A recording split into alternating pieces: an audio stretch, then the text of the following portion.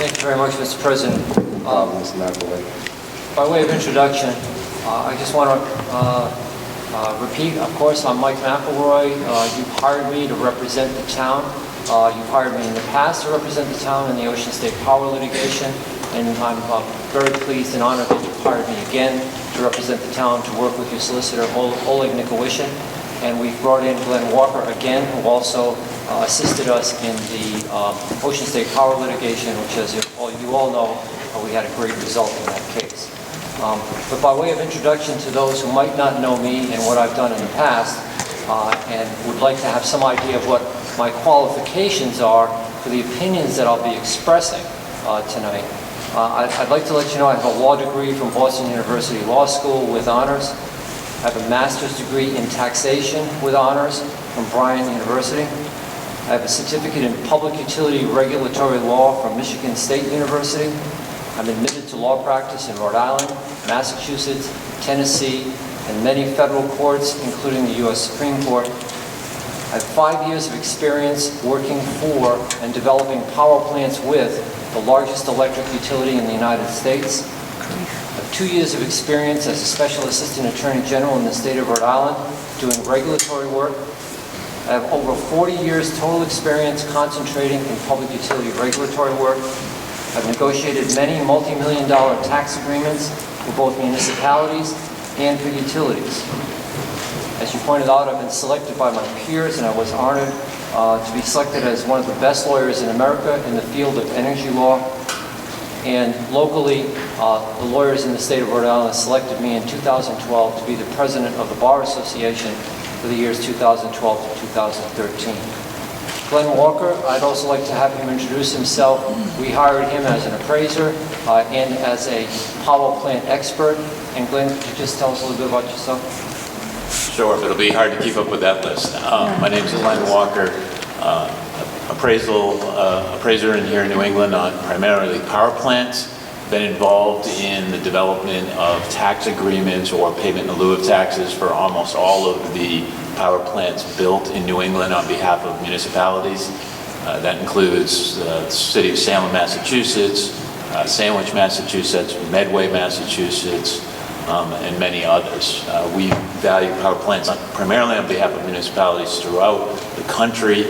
I've got appraisal license in probably 12 states, probably appraised thousands of megawatts over the years, so I'm very familiar with the issues, in particular the valuation and the pilot agreement components. Thanks, Glenn. The first thing I'd like to do is I'd like to make it very clear right at the beginning that I am going to recommend to you when we're done that you enter into the agreements that are before you. And those agreements are the proposed tax agreement, proposed decommissioning agreement, and although you don't enter into the property value guarantee agreement or the related opt-out agreement, that you vote to ask the EFSB to make Invenergy's compliance with those agreements a specific condition of their EFSB permit. So that's where I'm at. And I want to make it also clear that I see not only no inconsistency between entering into those agreements and dead set opposition to the plan, but I think that it will strongly support the town's ability to aggressively and absolutely incessantly move to kill the plan. Whether we have to kill that plan with work at the EFSB, which is the first place we have to go, or if they get the permit and we have to do it in the Supreme Court, we need money to do that, we need expert witnesses to do that, and this agreement will allow us to fund that effort to kill the plan. Now what I'd like to do is I'd like to, with the indulgence of the President, read the short statement I recently delivered to the EFSB on behalf of the Town Council and the people sitting here today, to let the EFSB know that this municipality does not want this plan and wants it dead. This is the statement I gave to the EFSB just a couple of weeks ago. The town of Burrillville does not want this plant. This plant would be a polluting monster that would violate the town's comprehensive plan and its zoning ordinances. It would negatively impact the quality of life of all Burrillville residents. Let me say it again. The town does not want this plan. The The town is burdened with the Ocean State Power Plant that was forced on the town by the state, as well as the Spectra compressor station that was forced on the town by the federal government. The town is already sacrificing enough to meet the state's energy needs. The board has an extremely important job. You must decide whether to permit the construction of another huge power plant in Burrillville. You are given extraordinary powers to grant permits that would otherwise have to be granted by the town. You have in essence become, among other things, the town's planning board, its zoning board, and its building inspector. But with such great power comes great responsibility, as Stan Lee says. Your most important responsibility is to fully, fairly, and impartially evaluate all of the issues that come before you from the parties to these proceedings. The main issue before you today is whether this docket should be suspended and the statutory time periods tolled because of the lack of a water plant. The town is constitutionally and statutorily entitled to be heard on this critical issue. This board's attempt to stop the town from being heard on this issue was error, and the town hopes it does not signal that the board no longer has an open mind regarding this plan before the evidentiary hearings have even begun. The residents of the town have been concerned throughout this process that the board's votes on this project will be dictated by the governor, who has repeatedly and publicly expressed her support for this project despite the town's overwhelming opposition to it. This board's ill-advised and illegal attempt to silence the town and to prevent it from being heard here today only reinforces that concern. 50 days ago, this board granted Invenergy's request for a 30-day extension so that Invenergy could file a water plan. Those 30 days have now come and gone, and we still have no water plant. Invenergy's application, by this board's own admission, is incomplete and not in compliance with the board's rules. Rhode Island General Law 42-98-16A says that non-compliance, quote, shall constitute grounds for suspension or dismissal with or without prejudice in its discretion. Therefore, suspension is not your only option. Suspending the docket instead of dismissing it would give Invenergy what amounts to the gift of an indefinite extension. A suspension would only benefit Invenergy, which is obviously why they so quickly agreed to it. But the statutory time deadlines were established by law for a good reason. The town should not be subjected to endless, expensive litigation over this power plant. We've been fighting this battle now for almost a year, at great monetary and emotional expense to the town and its residents. As CLF said in its motion to dismiss, enough is enough. We agree. It is time for this board to dismiss this incomplete application under 42-98-16A and not to give Invenergy the gift of an indefinite extension of time. That's the argument I made on your behalf to the Energy Facility Siting Board. When that hearing was over, they gave them not an indefinite extension, but a 90-day extension with the requirement that they come back in 60 days with a status report. So although they did not get the indefinite extension and we did not get the dismissal at that time, we nevertheless remain with a motion to dismiss pending before the EFSB that the board told us that they would set down for hearing after they see what Invenergy files in its status report. And at that point in time, they would review whether or not to reconsider, or not even to reconsider, to take up for the first time our motion to dismiss. So we are working hard for you. In order to work hard for you, and we've been doing it for a year, I hope it's not crass to say, but we need to get paid. And it's expensive. Not only am I expensive, Glenn is expensive, but Invenergy has identified right now 19 witnesses that they plan to put on at the phase, the 19 expert witnesses that they plan to put on at the EFSB hearings when they begin. 3 of them are PhDs. Almost all of them are engineers or financial professionals. We need to fight fire with fire. That means we need to hire comparable experts to testify against their experts if we want to have any hope of killing this plant. That costs money, and a lot of it. And Invenergy is huge. They have billions of dollars behind them. They've developed many plants across the country. They're familiar with how to fight opposition. And one of the main ways to do it is to beat them into the ground until they give up and say, "Uncle, I can't afford this anymore." A town like ours does not have a budget to support the payment of the lawyers and experts that would be necessary to properly fund this, and they know it. So their plan is to fight us until we give up, because we just can't do it anymore because we can't afford it. I will be explaining to you how this agreement, which is in two parts.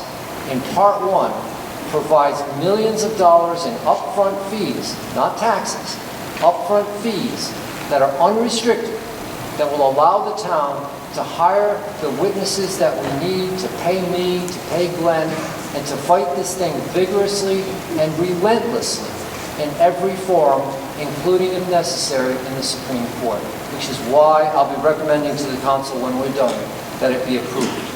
I have a PowerPoint I'd like to present. The first page is up.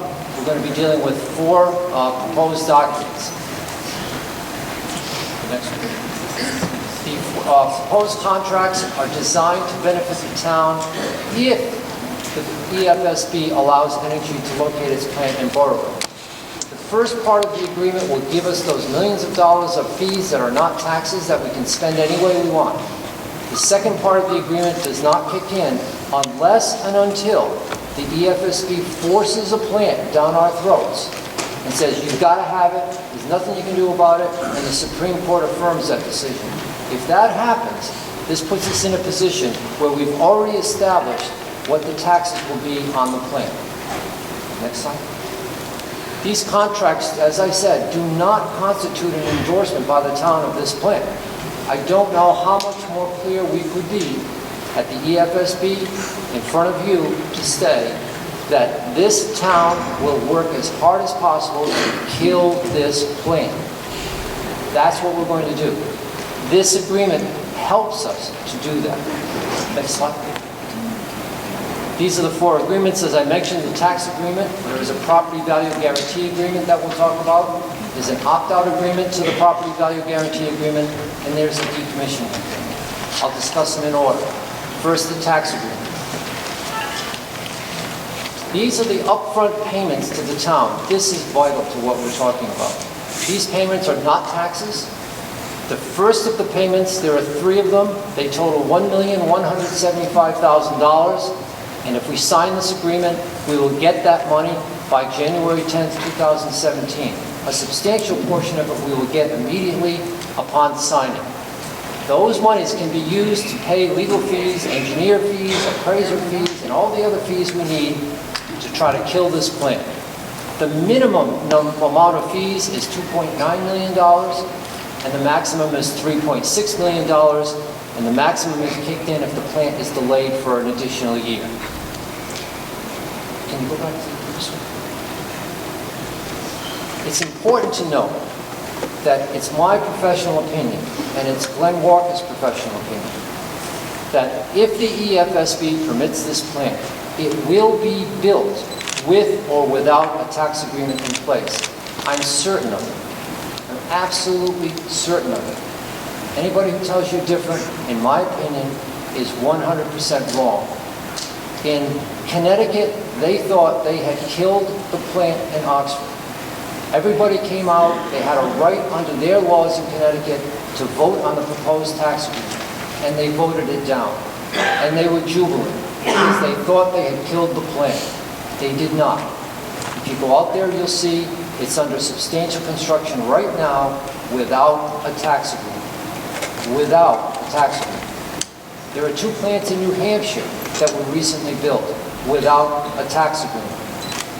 This plant, they are proceeding with it. How do I know? I know because the important point for them was before they bid with the ISO New England in February of this year in the forward capacity auction. In order to put their ducks in a row and put in a bid, most developers want to have a tax agreement in place. We did not have a tax agreement in place with them. They went forward anyway.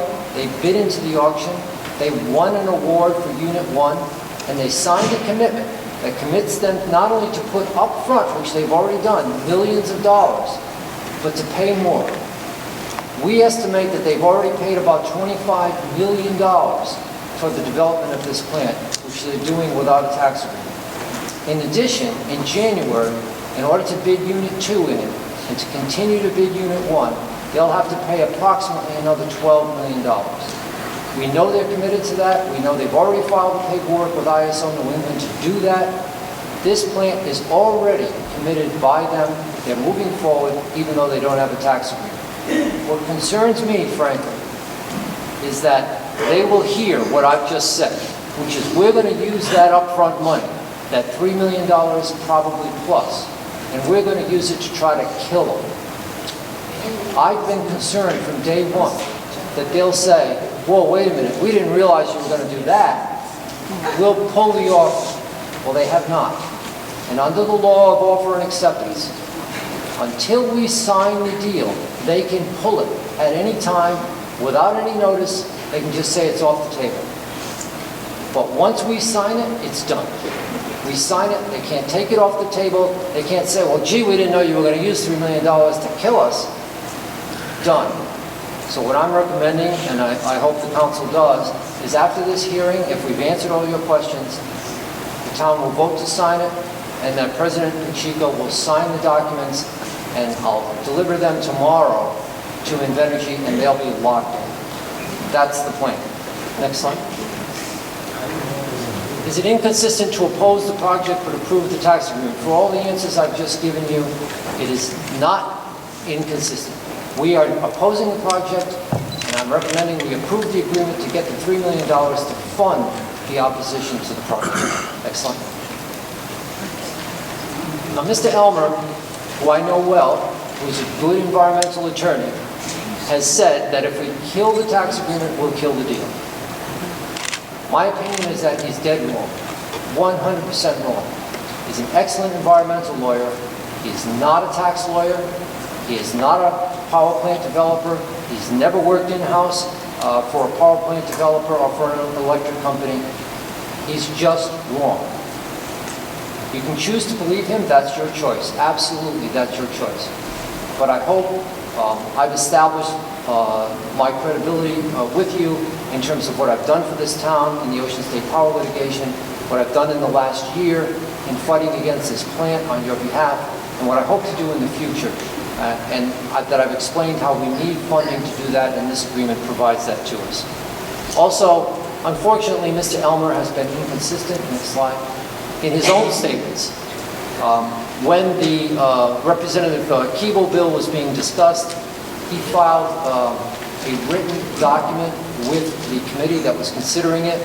And as you can see from the language up there, he specifically stated at that time that the plant could go forward even without a tax treaty.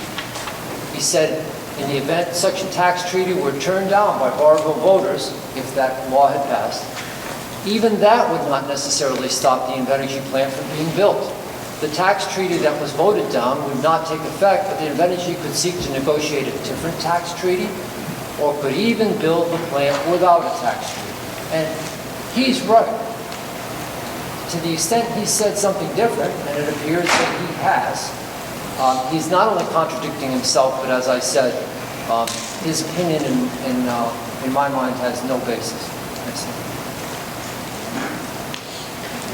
Now the tax agreement itself, as you know, they only have a capacity obligation with ISO New England for one generator, one unit. If that's all they ever get, under the agreement, we would get $92 million in taxes over 20 years, which is a $4.6 million average.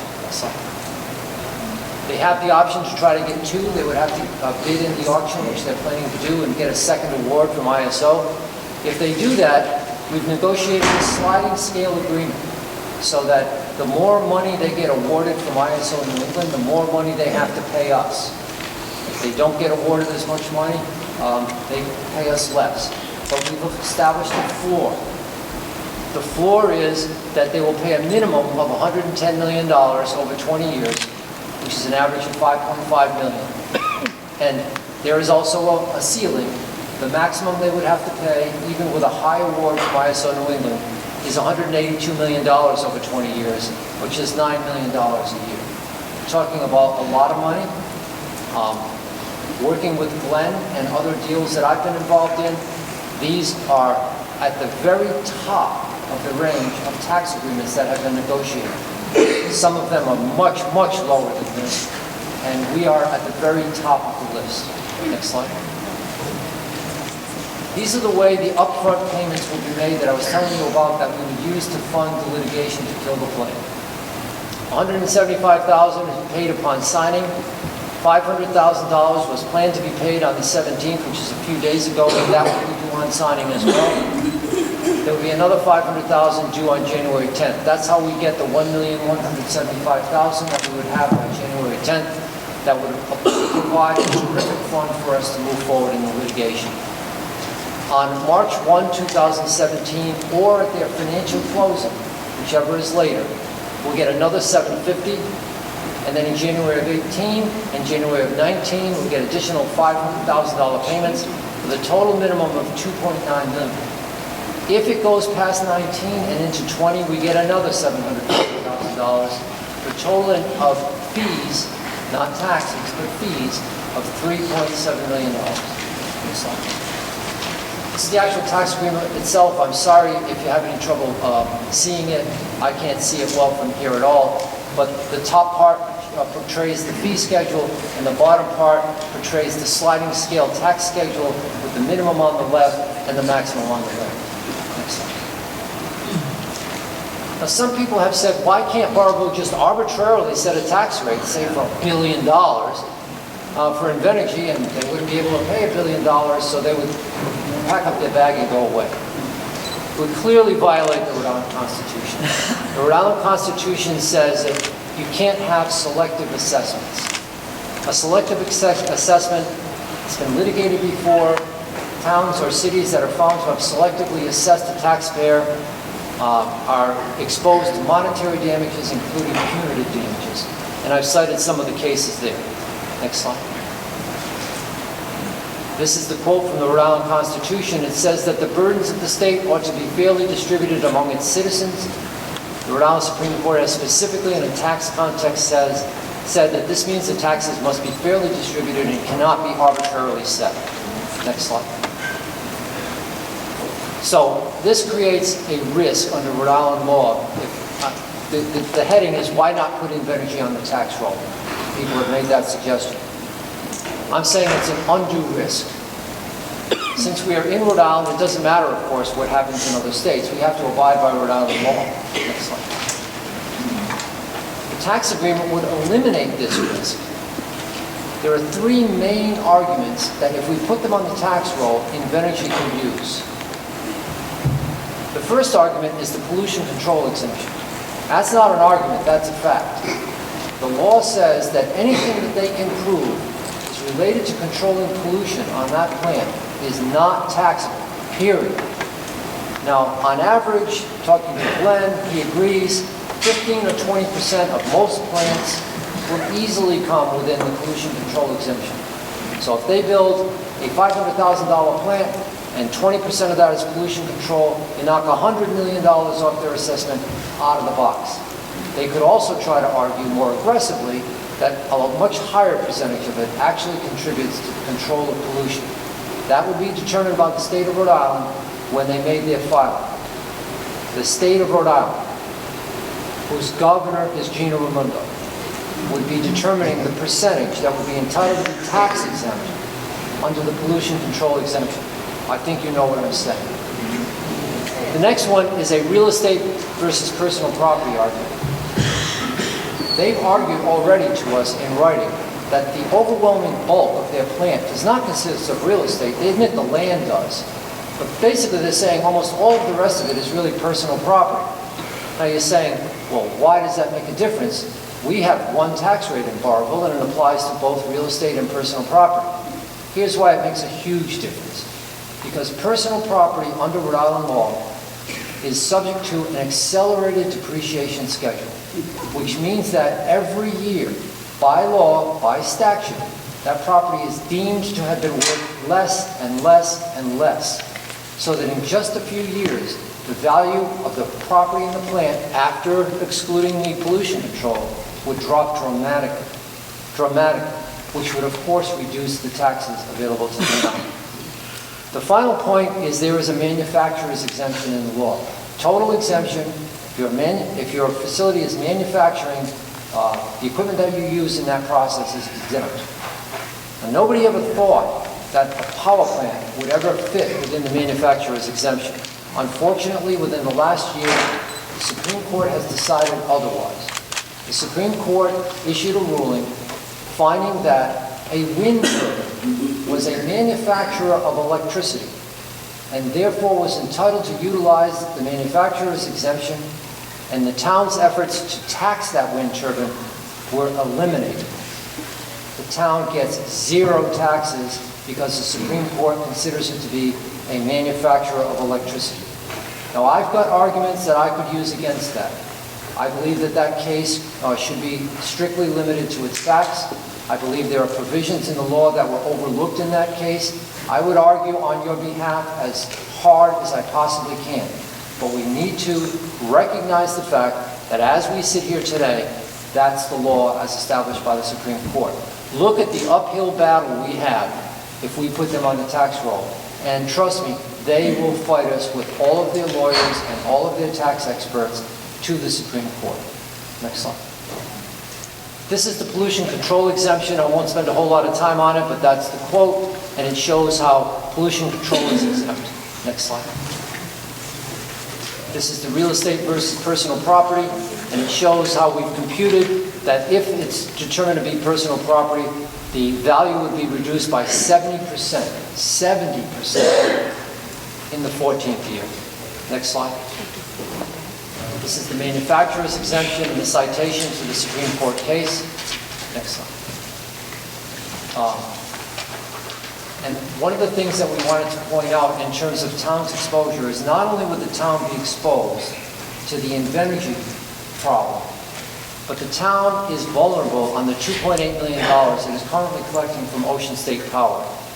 These are dollars that are in effect. This is a tax agreement that is signed.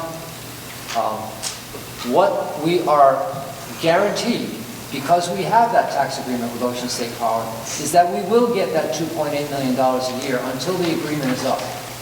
But when that agreement is up, we're exposed, once again, to those same three arguments. So what have we proposed? Next slide, please.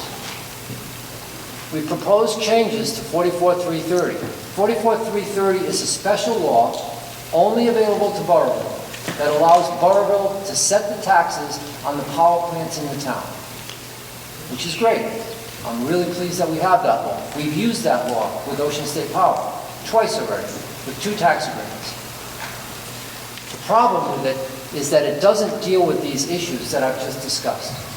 So we have proposed, next slide, that there be an amendment to that law. And we're hoping that in January this amendment will be introduced. I'm not a politician, I'm a lawyer.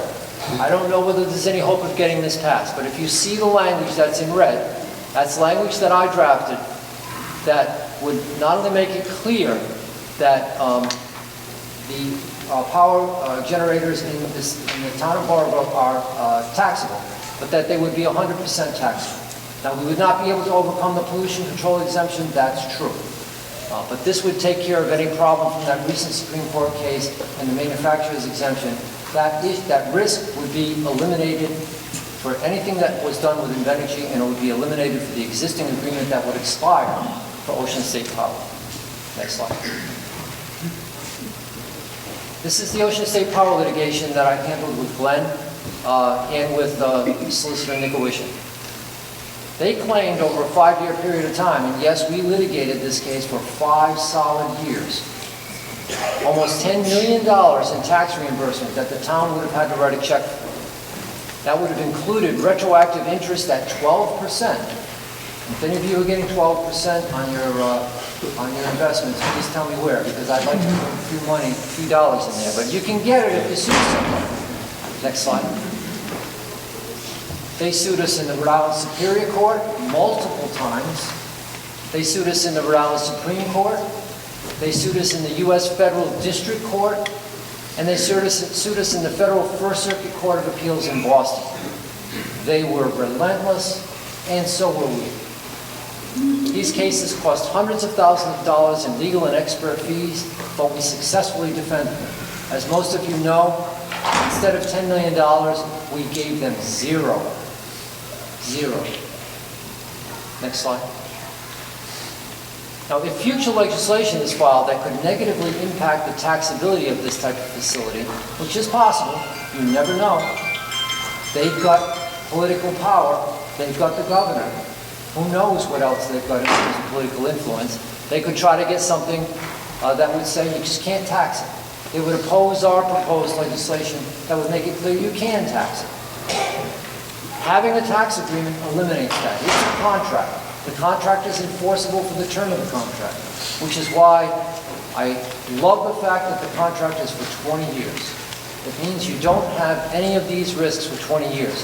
A new law could be passed that would affect power plants. It would not apply for 20 years. The Constitution prohibits ex post facto. You cannot apply it to an existing contract. Next. Now these are some points, Glenn has brought them up, and Glenn, if you want to jump in at any time, these are financing and generating facility slides. Tax agreements are not necessary to obtain financing. Some people have said if we turn them down and they don't have a tax agreement, they won't be able to get financing. That is not true. As we pointed out here, Oxford got the financing and they're moving forward. They're on site and they're building like crazy. Two of them in New Hampshire were built and financed without a tax agreement. It's not necessary. It is the usual practice, no question about it, but it's not necessary to get financing. Next slide. Invenergy is currently moving forward with it and has spent probably $25 million on it, even though it has no agreement. And the New Hampshire ones are already built without an agreement, fully financed. Now the way you determine whether or not you've got the ability to finance one of these is you look at how much revenue they're going to be getting. The primary source of revenue is from ISO New England on their capacity payments, which they get when they bid in and they get an award. Invenergy has an award for Unit 1. They're hoping to get an award in February for Unit 2. That's where they're going to get their dollars. That's what they're concerned about. Do they want a tax agreement? Yes. Is it necessary in order for them to do this? Absolutely not. They are going to get a ton of money. Not only that are they going to get a ton of money from ISO New England. The third bullet point, brand new rule with ISO New England. It's locked for 7 years. Never used to be. Now it is. Guaranteed stream of revenue based on the award at the auction for 7 solid years. Intentionally done by ISO New England to make the financing of a power plant easier. Next slide. Now, the second agreement that we'd like to discuss is the proposed property value guarantee agreement, the PVGA. Go ahead. Next slide. A property owner who chooses to participate will receive $1,500 up front for signing. I want to emphasize one thing at the front end. The town negotiated this form of agreement for any of you who are within the zone of impact to be able to use the agreement if you choose to do so. If you choose not to do so, you have at least 2 options. Option 1 is you could exercise an opt-out agreement that we've also negotiated on your behalf. Under the opt-out agreement, you would get a $5,000 payment and you would not be able to force them to buy your property out if you choose to do so. Your second option is to do nothing at all. You don't have to do anything. None of these are required. These are just options. And your third option is to go to Invenergy and say, we want some changes. We don't like the way this is written. We're not prepared to sign that form. Here's what we'll do. You could do it on your own. You could hire a lawyer to do that. But we've negotiated what we think is a pretty good deal. But if you don't like it, you don't have to take it. But the way it works, the form that we've negotiated, is there's an appraisal that gets done to set what's known as the base value. That's key. The base value is determined by the appraiser. The appraisal must be based on the value as if there was no power plant planned or built. The appraiser has to make that assumption in doing this. The next slide. If the property sells for less than the appraised value, Invenergy has to pay the difference. Now, you do have to list the property for 165 days and try to sell it in good faith. But if you cannot sell it after 165 days and you have no offers from anybody, they have to buy the property at face value. Excellent. There are 117 properties that have been identified as eligible, and that list is available at Town Hall for anybody to see. Excellent. PBGA will be binding on Invenergy, but property owners have the choices that we discussed. You can enter into it as written. You can decline the proposal and negotiate individually with them. Next slide. The town cannot force the EFSB to make compliance with the PBGA a condition of the license. However, Invenergy has agreed in writing that they will support the town's request to make compliance with the property value guarantee agreement and the decommissioning agreement that we're going to discuss. Specific license conditions. What does that mean? A license condition is a very heavy hand. The EFSB has extraordinary powers under their act, both during construction and after construction, during operation. They monitor compliance with their license. If they determine that a facility is not in compliance with their license, they can fine that facility, they can suspend their license, or they could pull the license. The way Invenergy gets money is through these capacity payments. What does that mean? That means that they're available to service the energy needs of the state and the region. Their license is suspended, even for a day. They no longer are available to serve the needs, and under what's known as the pay-for-performance rules established by ISO New England, they would not get their capacity payments. That's their revenue stream. That's their golden cow, okay? The EFSB can take that away from them if they don't honor their obligations under the PBGA or under the decommissioning agreement. Invenergy is also bound for 7 years to the PBGA after construction starts. So if construction starts, if it's permitted in 3 years, it would go for 10 years from now. But you've got 7 years to do whatever you want to do under that agreement. Next slide. Other communities. Are there others that have negotiated something like this? There are a few. Mr. Walker was involved in most of them, but Medway and Franklin and Bellingham, which, as you know, are basically together on their power plant, have one. But we're unaware of any others that have been negotiated in New England. But we insisted on it. The council insisted on it. The manager insisted on it. Everyone insisted that something be done to try to help the people who were adversely affected by this plan. So this is what we're proposing. If you choose to take it, you can. If not, you can walk away from it or take the $5,000. Next slide. This is the opt-out. Next slide. As I said, any eligible property owner that wants to opt out can do so and will be paid $5,000. The downside is that you no longer have the right to force them to buy you out. So it's a choice you can make. You can do the opt-out with your $5,000, do the PBGA and get $1,500 and guarantee buyout if you can't sell. You can do nothing at all, or you can negotiate your own arrangement. Next slide. This is the decommissioning agreement. I've got to tell you, based on my experience, as I mentioned earlier, I spent 5 years with the largest electric company in the United States. While I was there, they had under various stages of simultaneous planning or actual construction, 16 nuclear power units, 16 of them in southeastern United States. What happened with some of those is that after investing literally over $1 billion, they had to pull out. There was a monstrosity in the town where they had done this, and there was no decommissioning agreement in place. The town had not thought far enough in advance to commit the company to agree to what would happen if all of a sudden they had a hulking nothing sitting in their town. So one of the first things I said when I got on board with this is we've got to get a decommissioning agreement. And we have a decommissioning agreement. Next slide. Decommissioning will provide for either the removal or reuse of the facility at the end of the power plant's operating life.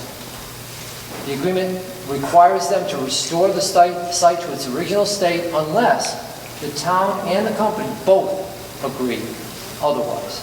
A reuse will not occur unless the town agrees. If the town does not agree, it must be restored to its original state. Next slide. 100-year-old trees. Let me explain how it gets done. Invenergy pays all decommissioning costs. Invenergy has to provide financial assurances to the town in terms of either a bond, a letter of credit, or an escrow account to cover the costs. Now, what do they have to provide? There's a complicated mechanism that requires us on an annual basis to review the status of the facility, to bring experts in at Invenergy's expense, and to have those experts determine how much decommissioning would cost. Once that cost estimate is made, Invenergy has to post financial security of 125% of that amount. 125. Not 100% of that amount, 125%. And Invenergy is not the one backing it.